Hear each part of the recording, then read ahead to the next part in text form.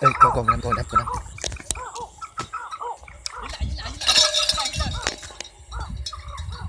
Con gì?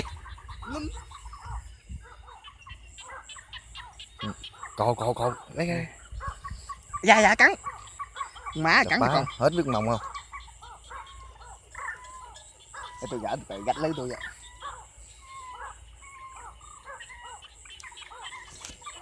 Trời. Nó mồng nha. Đây. Nè mồng nè. Ôi con này kêu rồi nha, cái mồng quá trời cổ rồi. Ôi trời. Má đâm cái móng trổ qua lưới rồi trời. Đây thấy.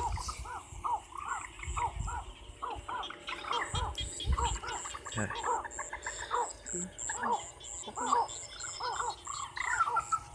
Đó trong đó đó.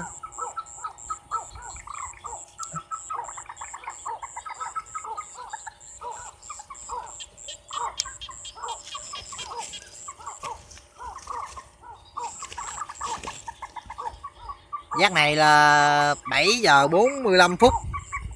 Cứ đúng cò đâm cái này đó bạn.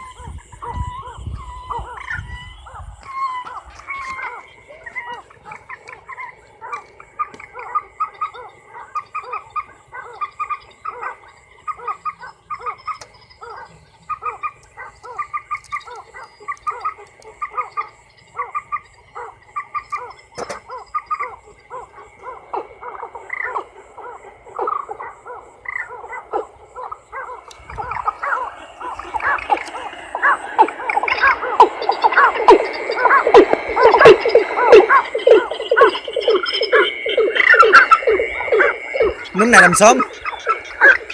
Buông lưới buông nữa các bạn. Buông là lưới ép lại chân nè. Lưới buông nè. Tôi buông cái chuyện nó hù lại chân nè.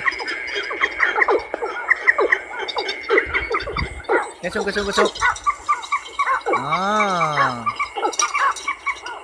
Buông cái là tùng viền này nó ép lại dư, chắc là nó đâm mới có 7 giờ mấy rồi đang ngồi coi phim nữa đâm này. Đâm cò. Với đâu được mới cuốc gì đó.